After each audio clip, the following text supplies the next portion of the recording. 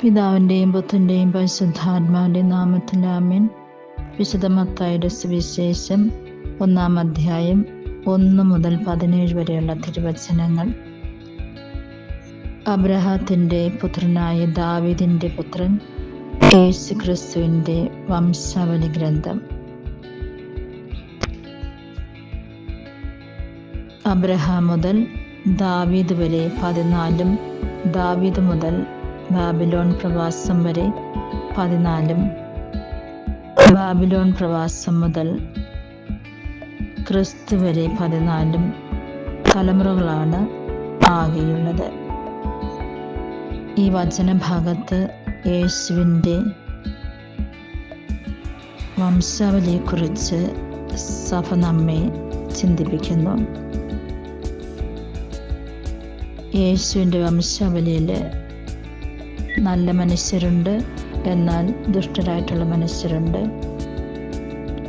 അവരെല്ലാവരും ജീവിച്ചു വളർന്ന സാഹചര്യങ്ങളുണ്ട്, കടന്നുപോയ വഴികളുണ്ട്. എന്നാൽ യേശു ക്രിസ്തു ജനിക്കുന്നത് ദാവീദിൻ്റെ വംശത്തിൽ നിന്നാണ്. നമ്മൾക്കത് അറിയാമുള്ള കാര്യം തന്നെ.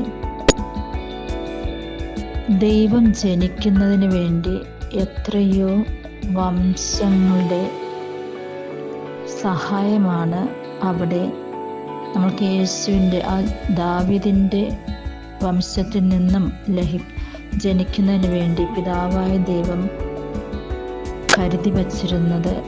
എത്രയോ മനുഷ്യരിലൂടെയാണ് കടന്നു പോയിരിക്കുന്നത്. നമ്മുടെ ജീവിതത്തിലും നമ്മുടെ പൂർവികരെ ഒന്നെടുത്തു നോക്കാം. പൂർവികരുടെ ആ ജീവിത മാതൃകകൾ നമ്മളെയും സ്പർശിക്കണം. നമ്മൾക്ക് അവർ കാണിച്ചു തന്ന ആ നല്ല മാതൃകകൾ, സേവനത്തിൻ്റെ മാതൃകകൾ, സ്നേഹത്തിൻ്റെ മാതൃകകൾ, മറ്റുള്ളവരോട് കരുണ കാട്ടുന്ന മാതൃക, പ്രാർത്ഥനയുടെ മാതൃക, അങ്ങനെ പോവുകയാണെങ്കിൽ എത്രയോ നല്ല കാര്യങ്ങളാണ് നമ്മുടെ പൂർവികരും ചെയ്തിട്ടുള്ളത്.